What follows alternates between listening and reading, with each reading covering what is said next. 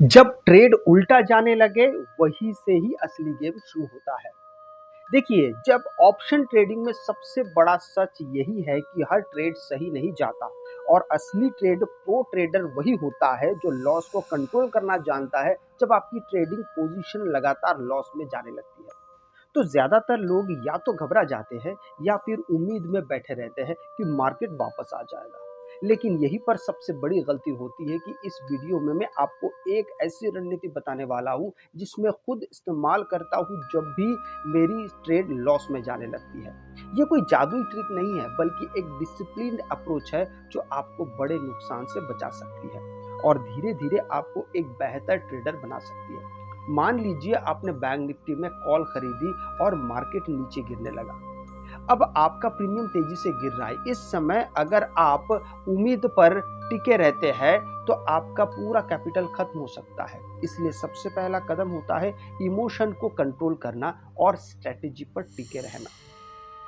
जब trade loss में जाने लगे तो सबसे पहले आपको यह समझना होगा कि आपने ये ट्रेड क्यों लिया था।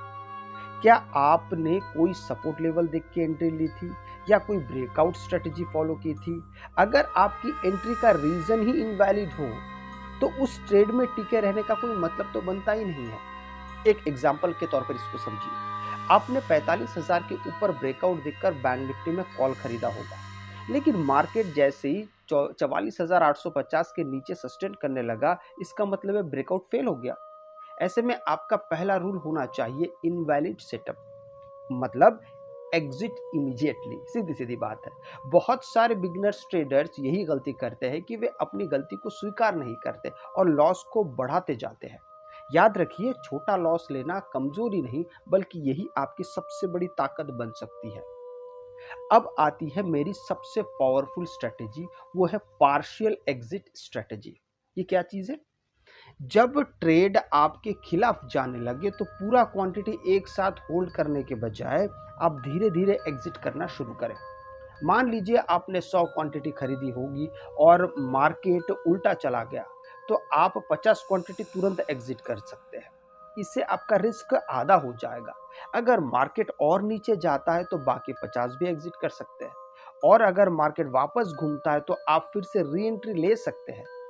ये अप्रोच आपको इमोशनल डिसीजन लेने से बचाती है और कैपिटल को सुरक्षित रखती है। बड़े ट्रेडर हमेशा रिस्क मैनेजमेंट पर बहुत ज्यादा ध्यान देते हैं क्योंकि वो जानते हैं कि मार्केट हमेशा अनप्रेडिक्टेबल होता है। उसको उसके मूव्स कब बदल जाएंगे कोई नहीं जानता है। इसके बाद सबसे जरूरी स्ट्रेटेजी है हेजिंग। अगर आपको लगता है कि आपका ट्रेड पूरी तरह गलत नहीं है लेकिन रिस्क बढ़ रहा है तो आप हेज कर सकते हैं। जैसे अपने कॉल खरीदे और मार्केट गिर रहा है तो आप उसी स्ट्राइक या नियर बाय स्ट्राइक का पुट ऑप्शन खरीद सकते हैं। इससे आपका लॉस लिमिटेड हो जाएगा। एक एग्जाम्पल के तौर पे इसको देखते हैं।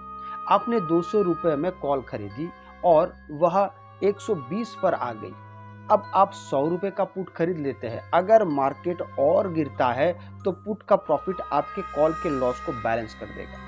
ये स्ट्रेटेजी खासकर उन ट्रेडर्स के लिए बहुत ज्यादा काम करता है जो मार्केट में टिके रहना चाहते हैं लेकिन रिस्क को कंट्रोल करना भी चाहते हैं।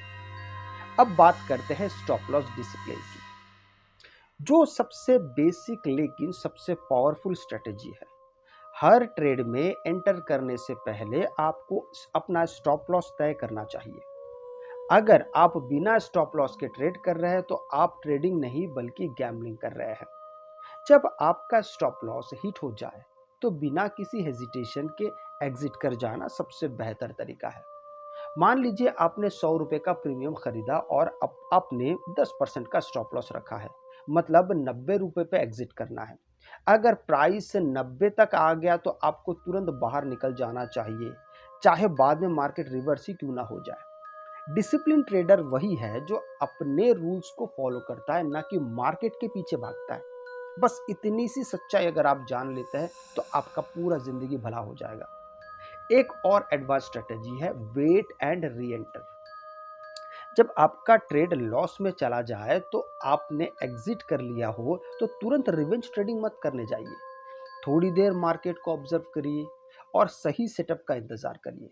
अक्सर यही होता है कि ट्रेडर लॉस के बाद तुरंत डबल क्वांटिटी से ट्रेड करने लगता है और यही वो बड़ा नुकसान कर बैठता है। इसके बजाय आप पेशेंटली इंतजार करें कि मार्केट कोई क्लियर डायरेक्शन दिखाए। उदाहरण के लिए, अगर मार्केट सपोर्ट के पास आकर बाउंस करता है, तभी नई एंट्री ले। इसके इस तरह से आप इमोशनल ट्रेडिंग से तो बच ही जाएंगे और हाई प्रोबेबिलिटी सेटअप पर फोकस कर सकते हैं फिर। अब एक माइंडसेट स्ट्रेटजी, लॉस को लर्निंग समझो। हर लॉस आपको कुछ सिखा के जाता है। जब भी आपका ट्रेड गलत जाता है तो उसे एनालाइज करो। क्या आपकी एंट्री जल्दी थी? क्या आपने मार्केट ट्रेंड के खिलाफ ट्रेंड लिया? क्या आपने न्यूज़ इग्नोर की थी या न्यूज़ को बहुत ज़्यादा सीरियसली ले लिया? या ये एनालाइज आपको अगली बार बेहतर डिसीजन लेने में मदद करेगा। बड़े ट्रेडर्स हमेशा अपने लॉसेस का जर्नल बनाते हैं और उसे रिव्यू करते रहते हैं। उससे वे अपनी गलतियों को रिपीट नहीं करते। अगर आप हर लॉस से सीखते हैं तो धीरे धीरे आपकी एक्यूरेसी और कॉन्फिडेंस दोनों बढ़ेंगे। अंत में याद रखिएगा कि ट्रेडिंग में सर्वाइवल ही सबसे बड़ी जीत है। अगर आप अपने कैपिटल को बचा लेते हैं तो आपके पास हमेशा अगला मौका रहेगा। जब भी ट्रेड लॉस में जाए, पैनिक मत करिए, बल्कि स्ट्रेटजी अप्लाई करें। एग्जिट करें, हेज करें, पार्शियल एग्जिट ले या वेट करें। मार्केट हर दिन मौका देता है, लेकिन सिर्फ उन्हीं को जो डिसिप्लिन होते हैं। इसलिए अगली बार जब आपकी ट्रेड लॉस में जाए तो इमोशन नहीं, स्ट्रेटजी से काम लें। यही आपको एक बिगिनर से प्रोफेशनल ट्रेडर बनाएगा। अगर ये वीडियो आपको अच्छा लगे तो लाइक शेयर सब्सक्राइब जरूर कीजिएगा। आपसे मैं अगले वीडियो में मिलता हूँ, तब तक के लिए जय हिंद।